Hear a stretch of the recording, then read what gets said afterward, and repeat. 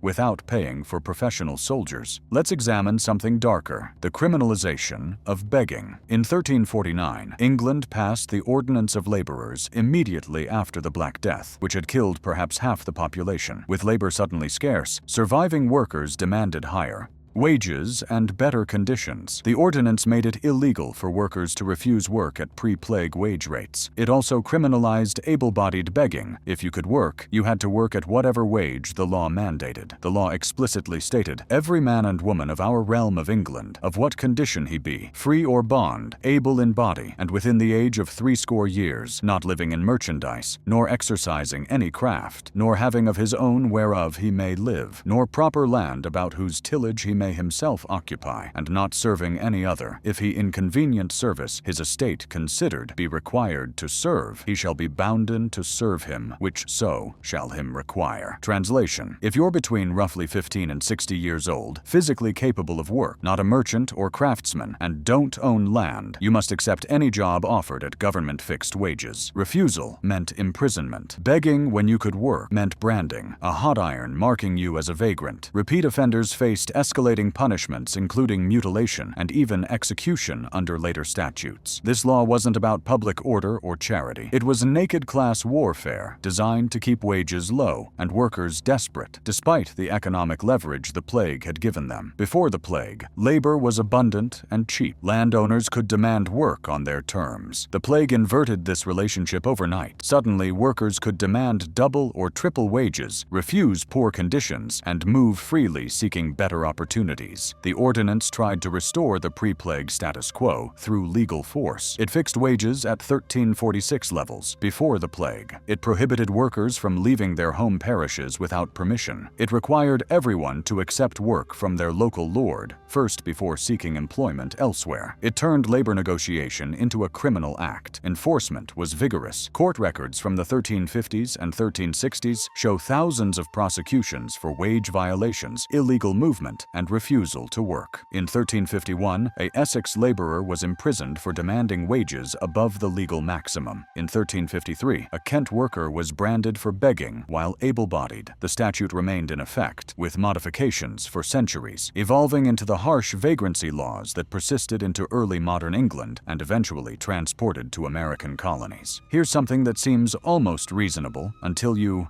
see the execution. Regulations on the number of courses at meals. Sumptuary laws didn't just control clothing, they controlled food. In 1336, King Philip VI of France issued ordinances limiting the number of dishes served at meals based on social rank. Cardinals and princes could have 3 courses with 3 dishes each. Knights and ladies could have 2 courses with 2 dishes each. Common people got 1 course with 1 dish. The law specified exactly what counted as a course and a dish. Soup was a dish. Roast meat was a dish. A pie was a dish. Each course could contain multiple dishes, but the total was regulated. If you were a merchant trying to impress business partners with an elaborate dinner, you were breaking the law if you exceeded your rank's allowance. The regulations even controlled wine. Nobles could serve multiple wines, while commoners were limited to 1 wine per meal. Enforcement varied, but the law existed to prevent the nouveau riche from using conspicuous consumption to claim social status they hadn't earned through birth. Royal officials could inspect banquets. Neighbors could report violations. The penalties were fines, proportional to the expense of the illegal meal. If you spent lavishly on a prohibited feast, you paid proportionally higher fines. In England, similar regulations appeared throughout the 14th century. The 1363 Sumptuary Act included meal restrictions. Servants and laborers were limited to 1 meal of meat or fish per day. The law specified that laborers should eat meat no more than once daily, and then only coarse meat, like bacon or mutton, not fine meats like venison or swan. Poultry was restricted by class. Servants couldn't eat chicken or capon unless their employers provided it. The specificity is striking. The law didn't just say, "Don't be extravagant." It counted dishes, regulated ingredients, and assigned exact limits based on social hierarchy. Food became another arena where law enforced class boundaries, making sure everyone consumed in proportion to their station. The message was clear. You could become wealthy, but you couldn't eat like nobility unless you were noble. These food laws also served economic purposes. Limiting consumption by lower classes theoretically preserved resources for nobles. Restricting expensive meats and spices kept prices high, benefiting aristocratic estates that produced these goods. The laws created artificial scarcity that maintained luxury goods as status markers. If anyone with money could buy and serve peacock or imported spices, these items lost their value as class indicators. Cookbooks from the period reflect these restrictions. Recipes were often categorized by social class, with instructions for noble dishes separate from commoner recipes. A 1390 English cookbook includes recipes for a lord's table versus recipes for common folk. The difference wasn't just quality or quantity, it was legally enforced social distinction made edible. Let's talk about something genuinely horrifying: the post-mortem trial of Pope Formosus. In 897 AD, Pope Stephen VI had the corpse of his predecessor Formosus exhumed, dressed in papal vestments, and placed on a throne in the papal court. The decomposing body, Formosus had been dead for 7 months, was then put on trial for perjury, for ascending to the papacy illegally, and for other charges. A deacon stood behind the corpse to answer questions on its behalf, creating a grotesque puppet show of justice. The trial followed formal legal procedure. Charges were read, evidence was presented, primarily documents and testimony about Formosus's actions as pope. The deacon, speaking for the corpse, entered pleas and made defenses. Witnesses testified. Stephen 6 personally presided, shouting accusations at the rotting body. The trial lasted several days, following all the procedural formalities of a legitimate papal legal proceeding. The trial found Formosus guilty on all charges. The papal vestments were stripped from the rotting corpse. The 3 fingers of his right hand, used for giving blessings, were cut off, a symbolic mutilation negating his papal authority. The body was briefly reburied in a common grave, then exhumed again and thrown into the Tiber River. All of Formosus's acts as pope were declared null and void, including all ordinations he had performed. This wasn't technically a legal trial in the modern sense, but it followed legal forms and had legal consequences. Priests Formosus had ordained were declared invalid and had to be reordained. Political alliances he'd made were voided. Treaties he'd signed were annulled. The trial had real legal effects that rippled through European Christianity. The aftermath was chaos. Public outrage over the trial led to riots in Rome. The populace was horrified by the sacrilege of putting a pope's corpse on trial. Pope Stephen VI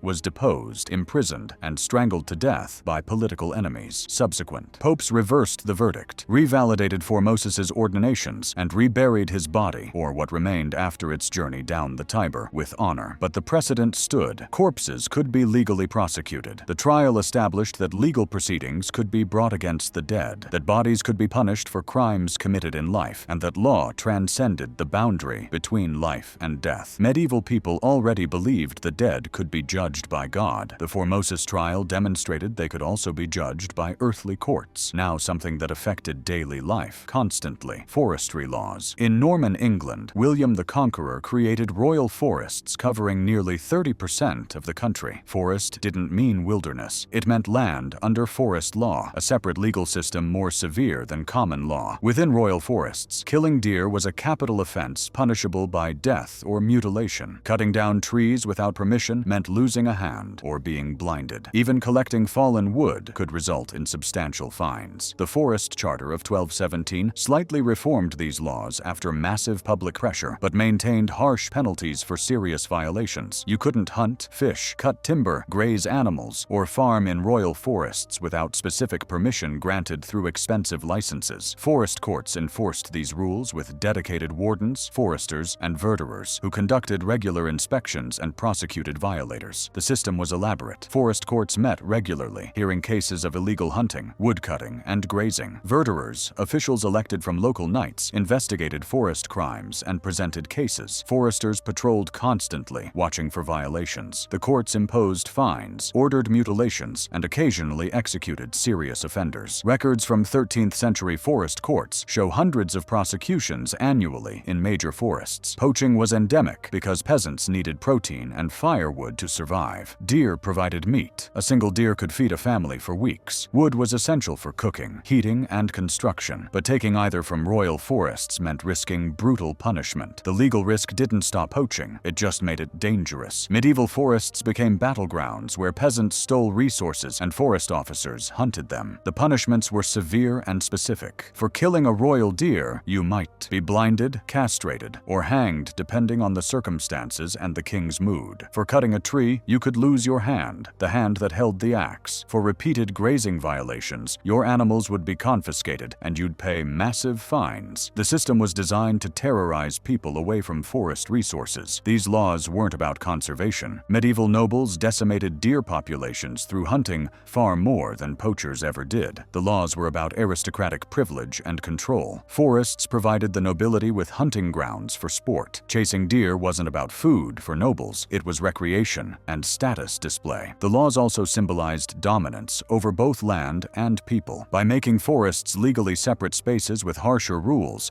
the crown demonstrated its power to create jurisdictions and define law itself. When Robin Hood legends emerged in the late Middle Ages, they resonated precisely because forest law was universally hated. The outlaw who defied forest law and hunted the king's deer became a folk hero because he did what everyone wanted to do: ignore the laws that turned survival activities into criminal acts and made the landscape itself a source of oppression. Whether Robin Hood existed historically is debatable, but the social conditions that made his legend popular were absolutely real. Let's end with something that controlled the most intimate aspects of life: marriage law. The medieval church claimed exclusive jurisdiction over marriage, making it a sacrament governed by canon law rather than secular law. But here's the twist that created centuries of chaos. Until the Council of Trent in 1563, a valid marriage required only mutual consent. No witnesses, no priest, no ceremony necessary. If two people of marriageable age agreed to marry each other, speaking the right words in the present tense, they were legally married in the eyes of the church. The exact wording mattered enormously. If you said, "I marry you," or "I take you as my wife, husband," that created an immediate binding marriage. If you said, "I will marry you," that was a future promise, requiring subsequent consummation to become binding. Medieval people understood this distinction, and courts heard endless cases trying to determine exactly what words were spoken and whether they created valid marriages. This created absolute chaos. Clandestine marriages were common, leading to endless disputes. A woman could claim a man had secretly married her in private. The man could deny it. Without witnesses, the case became he said, she said. Church courts heard thousands of such cases, trying to determine whether valid marriages existed based on conflicting testimony about words spoken in private conversations, often years earlier. Women sometimes used marriage claims strategically. If a wealthy man had seduced a woman with promises of marriage, she could sue in church court, claiming he'd used present tense wording that created a valid marriage. Even if she lost, the public scandal and legal costs often induced settlements. Men used the system too, claiming clandestine marriages to wealthy women and demanding recognition or payment to go away. Pre-contracts complicated things catastrophically. If you were secretly married to one person, then publicly married another, the first marriage was valid and the second was bigamy. Medieval canon law held that first valid marriages were indissoluble. This meant someone could show up at your public wedding